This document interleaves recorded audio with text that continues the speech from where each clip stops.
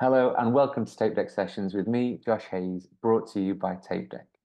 TapeDeck is the new online platform that connects casting directors with actors and creatives to send, receive, organize, and view self-tapes in one easy-to-use platform. Thank you for joining us. Here on TapeDeck Sessions, we chat to some of the most exciting actors, agents, casting directors, and creatives working in the industry today. I'm thrilled to welcome this guest on today's show.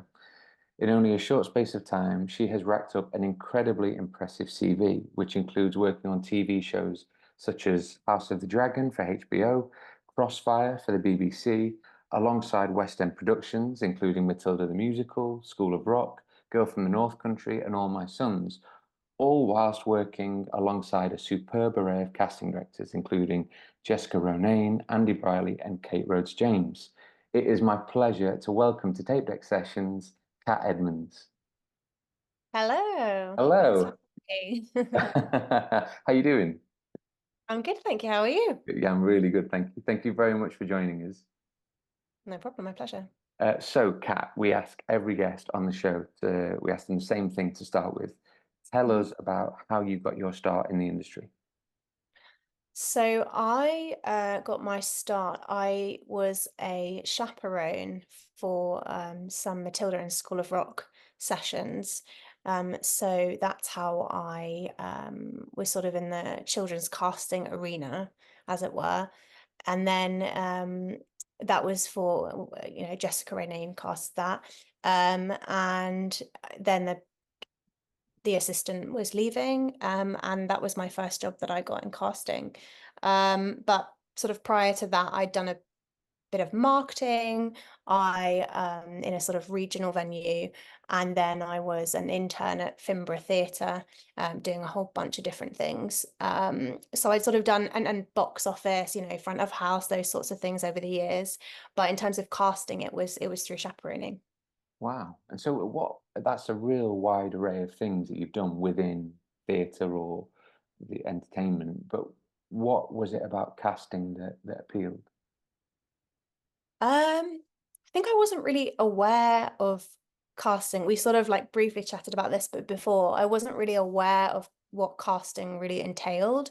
I wanted to be an actor for a long time. So I'd sort of experienced it from the other side. I knew that it existed, but in terms of the nuts and bolts of it, I didn't really know what it was. And then I actually did a year abroad in Buffalo, as part of my degree. And the classes were really practical, and I really enjoyed that as a contrast to sort of my degree in the UK. I did a drama degree. It wasn't more theoretical, but it was just sort of, it felt like it was arming actors to go out and be actors, in the States a little bit more where I was. And I still wanted to be an actor at that point. And one of my professors was working at one of the theatres downtown, and I sat in on a casting session, and I just thought, oh, this is really interesting looking at it from the other side. And sort of, we only see our, as if you want to be an actor and if that's a path you're on, you only see it from your point of view when you're in the room. Obviously you wouldn't be sitting in on other people's auditions, but what I was able to see in that casting session was, oh, I understand why like those people don't work together in a different way. And it's not about being good or bad. It's about, okay, if we're supposed to believe that they're, a sister and a brother, like, oh, I'm not sure this doesn't really work, or whatever it would be, or just chemistry. Um, so that was kind of the first time I thought, that's really interesting. And then it wasn't till like a lot later that I actually started pursuing casting, but that was sort of the seed of it. And what were your first impressions of the sort of the casting community, and how did you find it when you first got into it? I mean, it was a baptism of fire, just because there's so much, in a good way, there's so much expected of you. And they're quite small teams, casting teams, so you learn a lot very, very quickly. And I loved being in-house at the Old Vic. I mean, I'm a theatre kid, so I was just like in heaven. And there's lots going on in that building. But I found the casting community just really, really generous actually with their time. Even before I got that job, I'll do a little name check to Verity Norton. She went on a coffee with me before I was even working in the industry and sort of chatted to me about casting and those kind of things. And I'm always really grateful for that. I've since been able to work with her, which has been really nice, sort of full circle moment. And yeah, that's been my experience the whole way through, really. I've like now got a sort of gaggle of good casting friends, and we will sort of, call each other up and be like, "Oh, do you know what this is?" Or like, "Have you come across this?" or whatever. So that's really nice, and I now consider those people friends, which is lovely. And then sort of people I've worked for, I now consider mentors. I can sort of go to them and ask for advice in terms of, what I'm doing next and things like that. So that's been really nice. Yeah. I really love being part of the community. Yeah, it sounds like you speak about it with a real passion. And how's your experience of it changed as you've become more experienced and more sure-footed in the sort of work? Um, I think just feeling sort of more well, I guess you just get more confident. And you it feels really nice to think, oh, okay, as opposed to being an assistant just coming up and you're sort of um, just kind of going for whatever is coming up because you're just so hungry for the experiences. You really get a sense of whose work you like, and really sort of like you have people on your list that you really love to work for. And I think it's really great to work for different offices because you get a different sense of how different people work, which will then be really useful for then, hopefully one day I'll sort of go out on my own and be doing things completely independently. So I think that's the really interesting thing about being part of this sort of wider community that is very, assistants and associates move around and work for different people.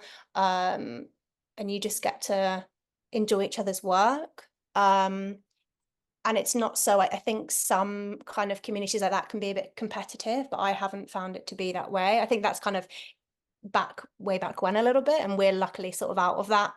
We're not like hiding our lists from each other necessarily if we can be helpful to our friends. That's really interesting that you talk about the people that you really admire. Who do you look up to? I mean, there's no shortage. I mean, it's already been, I love working for Kate Rhodes James. I worked for her for 3 years before the strike. And I definitely consider her one of those mentors. Um, I mean, I think everybody wants to work for Nina Gold at some point, let's be real. Um, yeah, I mean, I've already worked with some brilliant people, so I'm sort of really happy with where I'm at. Nice. And so with all that experience and with working, like you said, with different offices and learning different ways of doing it, how has your approach to casting, how has that changed over the years? Um, God, it's a really difficult question to answer because I think you don't really notice that if you're in it, if that makes sense. Yeah. Um, but I think I've definitely picked up, different approaches where I'll be like, okay, that's interesting, but I know I don't want to do that. Mm, Then other things where you absorb so much being in an office and just, overhearing things on the phone and you're like, okay, noted, that's a really great way to handle that. Or I've learned so much from the associates who've worked above me and how just how they, even just like how they organize their process. And I think, yeah, I don't think I could point to anything directly. I just think you just learn so much. mm. And I know you've obviously worked on Matilda and School of Rock, where you're working with younger actors. Does your Mm. approach to that work, does that change whether you're working with adults versus young actors or even children? I think, I mean, the sort of the approach to each process generally follows a sort of formula. And then everyone, depending on how much time you have and things like that, it changes. So usually you're sort of, you start from the script. If you're, well, hopefully you get a script. I imagine on some projects you get very little, but the script, and then you start to have creative discussions with the team. So that's, if you sort of work out very quickly how that team works and how they see the world that you're trying to create. So you would then maybe go and watch some of their other work that they've liked, things like that. So you can be like, okay, they like these kind of actors. This is the sort of style that we're looking at. And then you might have some research that you need to do. It depends on the role.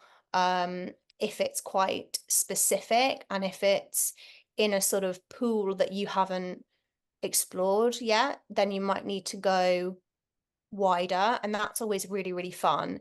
There was a project that actually didn't come off in the end, unfortunately, but our search extended to Cambodia because we were looking for like a 9-year-old girl. And they don't really have an infrastructure there for, drama schools and youth clubs and things like that. So I was like reaching out to people on Facebook and being like, I promise I'm legit, because I know, we have to be so careful with kids, but like, here's all my credentials. Do you know anyone? And we found somebody, and then unfortunately the project folded. But stuff like that is so, so fun because you just kind of, you're open to a whole new like arena, which is really fun. And then sort of after research, then you're going to be getting down to lists, and then calling on your trusted agents, which again is a really important part of it. But in terms of it, I think I sort of was on the last question, and now I'll talk about the children thing. I think the kind of difference I think with children is that you generally need more time both to find them and then also work with them. So what you were talking about with the kind of this limited time we have, is also the case. Actors are getting, their 72-hour turnarounds. We don't quite have that, but sometimes it's like, right, go find these kids. You're like, oh, okay. We have what, 2 weeks? Okay. So I think that's the main difference. You just need more time. And also they're a lot more unpredictable. So you have to just be on your toes in like a different way, I guess. But it's really fun. I love that. I'm really proud to have come up in children's casting. I really, really love it. And it can be a lot more rewarding in my experience. Not always, but yeah, a lot of the time. It's interesting. We were talking before we recorded. We were recording about. I think not a lot of people really truly understand what casting directors actually do, and part of TapeDeck Sessions and the reason why we asked people like yourself to come on the show is because I think it's really worth exploring, actually, and people knowing the role of a casting director and the work that actually goes into putting a company together. I'd love to hear your thoughts on that. Yeah, I think it's hard to understand because you can't really, there's so many different aspects to it, because obviously there's what everyone thinks it is, which is and what we do, which is sitting in a room or sitting behind a desk and watching people act. But there's so much creative work and organizational work that goes around that.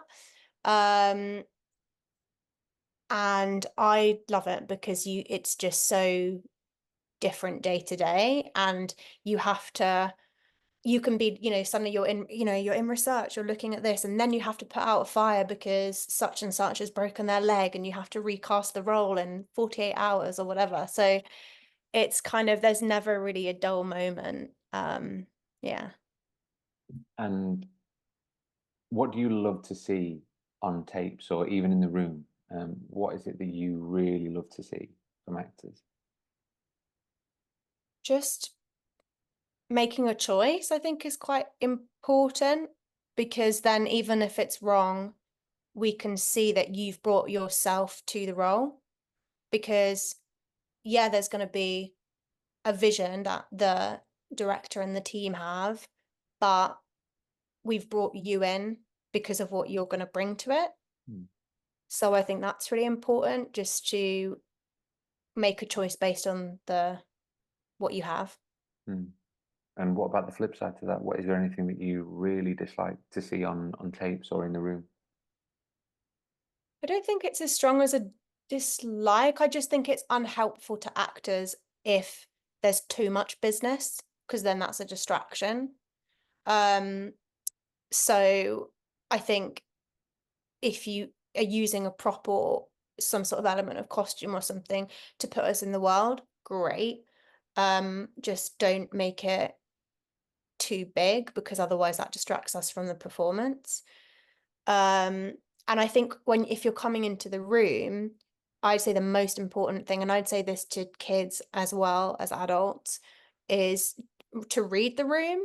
And by that I mean, if you might have a director who loves a chat, and that's part of their process, and that helps them get to know you, and then that informs the read that you're going to do. But not all directors will, and that doesn't mean that they hate you. That just means that's their process. They want to get straight to the meat. They want to get straight into the scene. So I think that's really important to sort of be cognizant of that, and just, yeah, aware. Yeah, nice. And obviously, in recent years, the industry in general has undergone huge changes with COVID, Mhm. and the writer strike as well. How do you think the industry has changed since you started to now? It's tricky for me because I started in theatre and then worked in TV starting from the pandemic. So I don't have much perspective on working in TV before the pandemic. Well, that's interesting because that must have been a really, like you, the word you used was baptism of fire. That must have been a really tough grounding working in TV at the time of the pandemic. Yeah, it was kind of nuts. I didn't I didn't meet Kate before I got the job. Like, I had a phone call with her because we couldn't, and then we met. And then because I came in to help her with the young roles on House of the Dragon, I got to go and do some auditions because they weren't doing any audition. Well, I think there was like one in person, as far as I'm aware, unless they took part without me. I think there was one adult audition in person, and the rest were just either offers, obviously for the key roles, and then tapes. But the youngsters we saw in person, which meant that we had to do all the COVID screening, and we had to have like, wiping down the chairs. That was what I was doing in the sessions. And then for one of them, for a chemistry read, we needed to have a perspex screen in front of these two girls that were going to play sisters. So just stuff like Ideal that. for chemistry. Sorry? That's ideal for a chemistry read. Exactly. I mean, they nailed it. Did So they? they were brilliant. Oh, good. Um, so yeah, it was a bit nuts, and I didn't meet the rest of the team. I met Kate in person, but I didn't meet the rest of the team that I was working with for a while, so that was really weird. Um, yeah, it was, but it was also great because I think, I mean, obviously the pandemic was awful in general, Mm. but the it there was that kind of let's get this done together kind of vibe to it. So everyone was sort of mucking in that way, which I think that does happen, doesn't it, in these kind of situations. Um, so yeah, that was interesting. And do you think, and even, I mean, we're only talking sort of 3, 4 years ago, but how has the industry changed since then? Obviously, we've had the writers' strike in between, which has, caused a lot of volatility. What's your thoughts on the industry in general right now?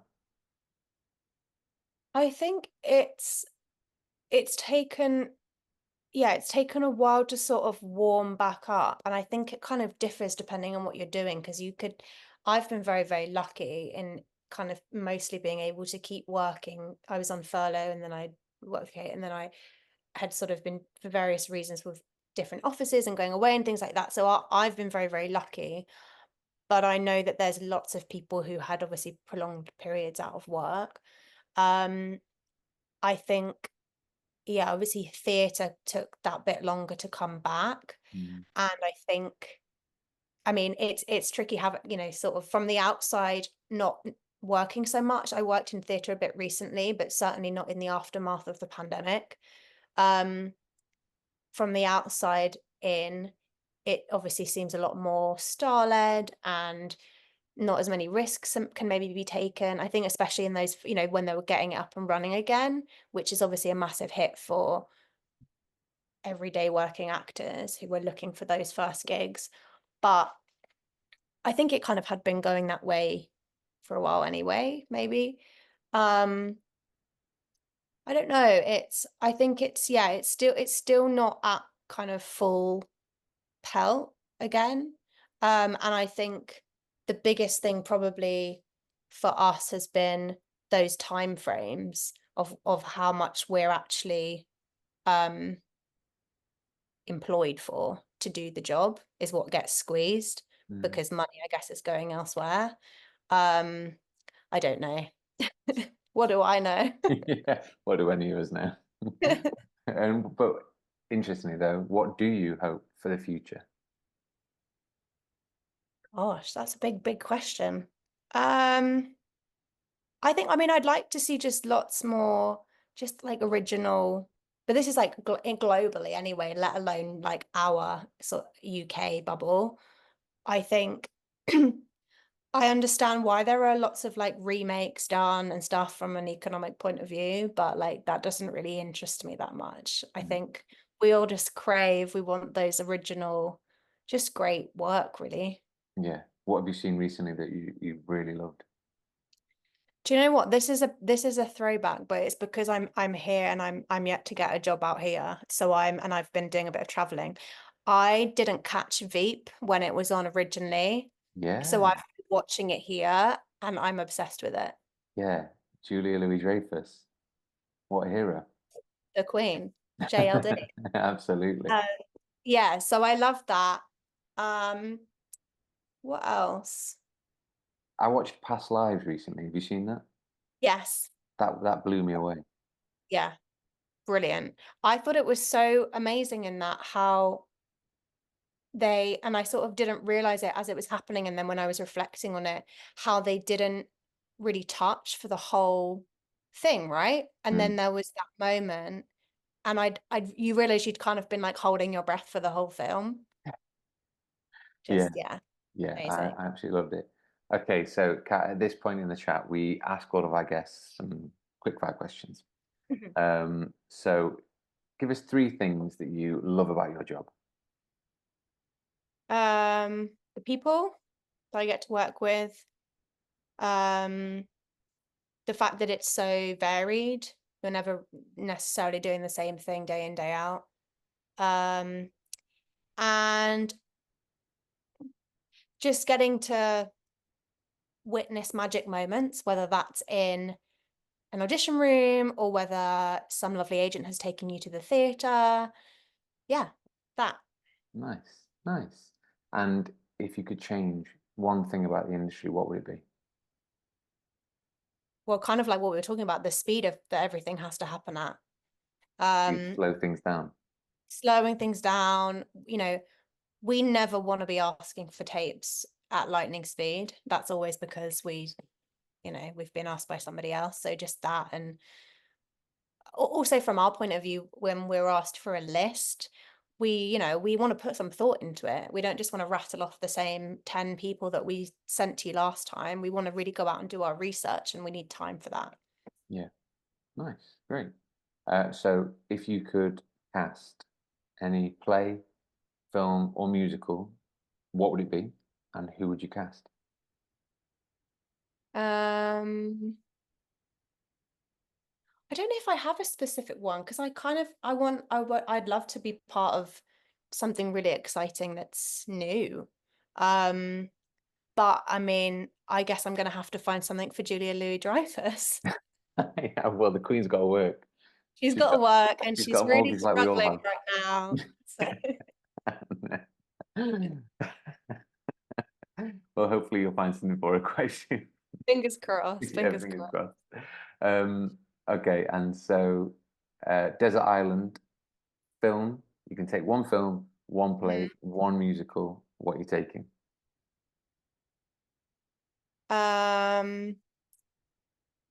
I think the film is going to have to be a tie. So maybe it's one of those, you know, when you could get those DVDs that were like a double Of course, thing, absolutely. double feature. You can have a Um, box set if you want.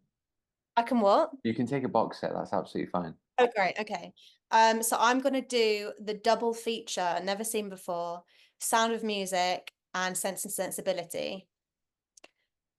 Wow. Those are like my comfort. I've They tick absolutely, every box. sorry. They tick every box. But you've got everything. You've got a bit of one. There isn't actually there is singing and sensibility. Mm. So you've got that too. They're just I watched them so much when I was young, so they're kind of like really comfort films. Play. I feel like plays are hard because a lot of them are meant to be performed, and I'm guessing it's just me, isn't it, on this island? So Yeah, it's a you one-woman deserve it. show. Yeah. I'm gonna take now you won't have read this play because it was a play that I did in my first year of university, Okay. which was written by somebody in the cast, or maybe I think we all kind of, it was a bit advised. It was a retelling of Don Quixote, Wow. and it was performed in DLT3, which is the seminar room at University of Kent. And it was just silly and really fun. So I'd want to do that because I think it would just like remind me of good times and Nice. just so do that. And then the other one was a musical. I really loved, did you ever see Amelie at the Other Palace?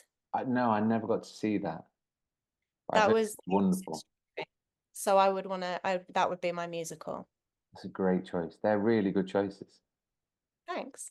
Um, and then finally, we ask every guest on the show, um, tell us about an actor or a casting director or a creative who you think we should all be on the lookout for.